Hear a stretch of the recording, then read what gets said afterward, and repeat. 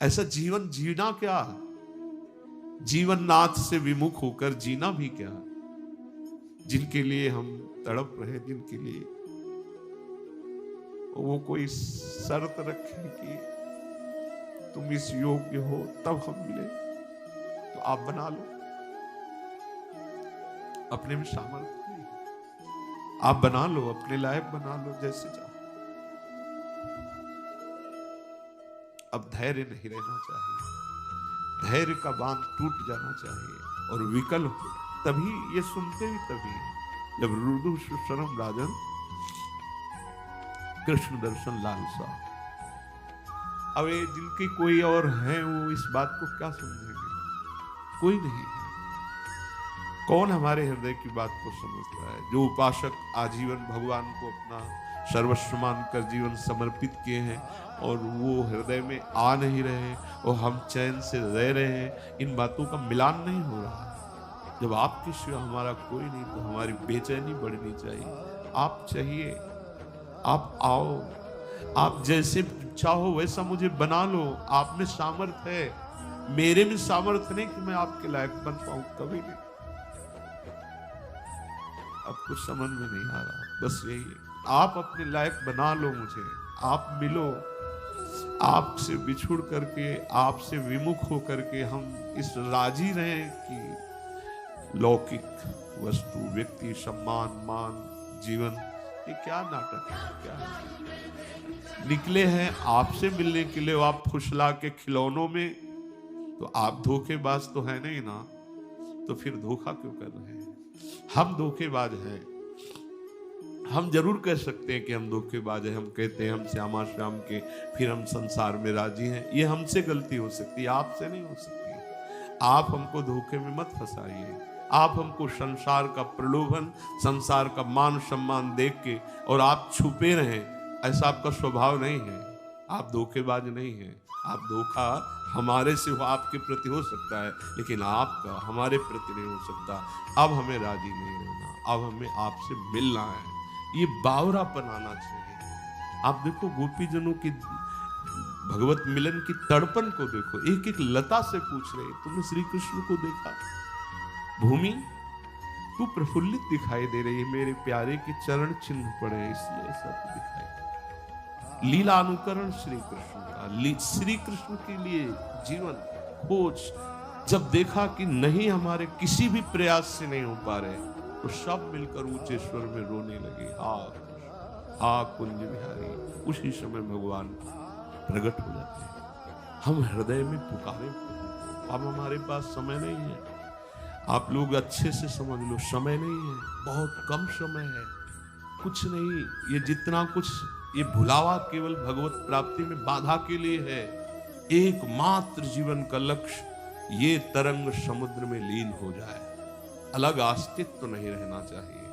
बस दृढ़ निश्चय ही सब कुछ प्राप्त कर सकता है। अब सच्ची कहते हैं, जब बुद्धि इधर होती तो ज्ञान विज्ञान सब खत्म हो जाता है। बस एक बात रहती कि एकांत में बैठ के रोते रहो, कोई सुनने वाला नहीं।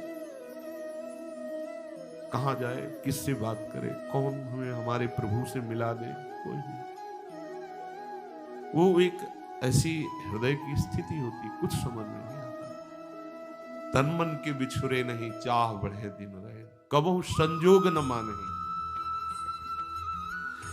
एक केवल कोल्हू के बैल की तरह हमारी एक दिनचर्या चल रही है। हमारे अंदर कोई चाह नहीं, कोई रुदन नहीं, कोई व्याकुलता नहीं, कोई विरह नहीं।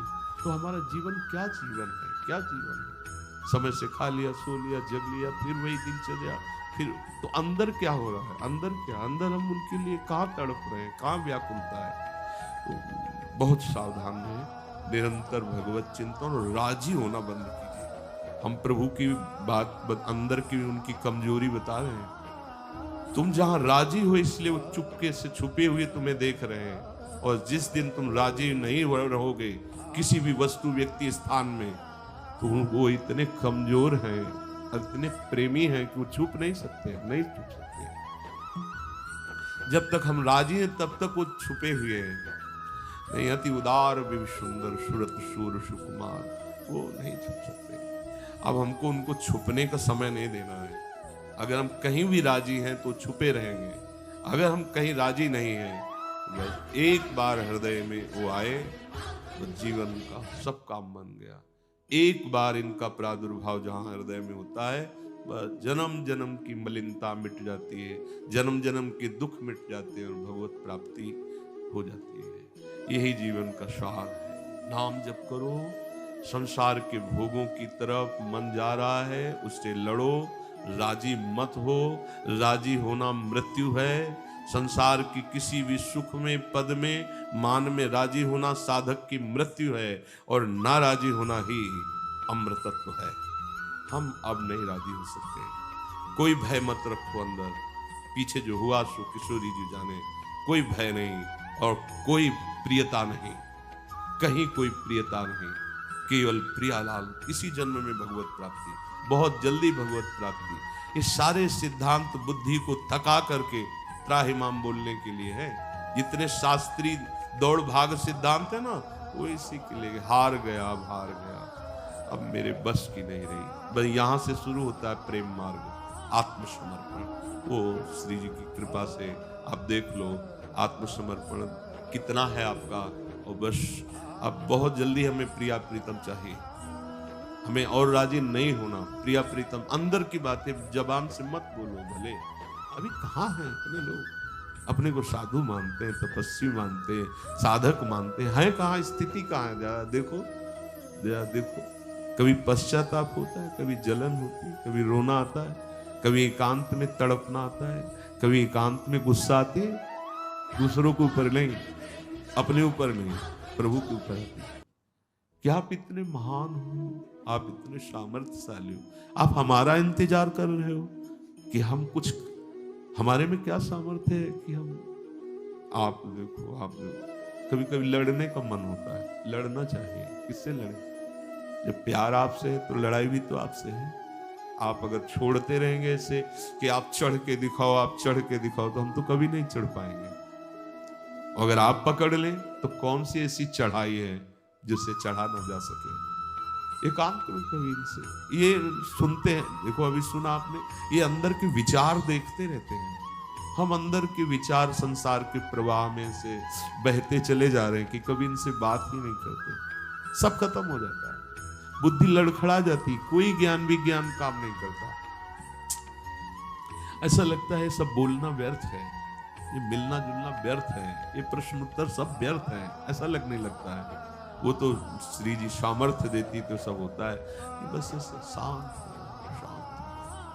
अंदर ही अंदर अपने प्यारे से बात करो, दूसरे से बात करने की जरूरत नहीं। अंदर ही अंदर अपने प्यारे को देखो, दूसरे को देखने की जरूरत नहीं। दूसरा जो कुछ भी दिखाई दे रहा है मायाकृत है, बंद कर लो नेत्र, अंदर ही अंदर प्रवेश पाओ अपने प्यारे। पुकार के देखो, यही अनुभव में आएंगे। वो है जिस समय जैसी भावना करते हैं वैसे ही वो हमारे साथ खेलने लगते हैं। हम प्रगट में माइक भावना कर रहे हैं तो माइक रूपों में खेल रहे हैं। इस रूप से हम उदासीन हो तो आंतरिक भाव में खेलने लगे। ये जीवन का सार है। अब भगवत प्राप्ति, केवल भगवत प्राप्ति होनी चाहिए। दूसरी किसी बात से हमें राजी नहीं होना है।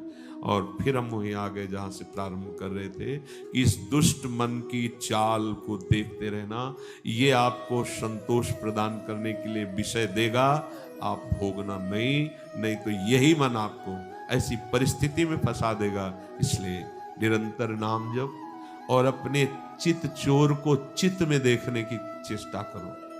आप अभ्यास करना आज से, कभी एकांत 5 मिनट कहीं भी निकाल लेना, कमरे में, यमुना किनारे, जहां भी आपको मिले, और उनको बुलाना, आवसी वृषभानु दुलारी, आओ प्यारी।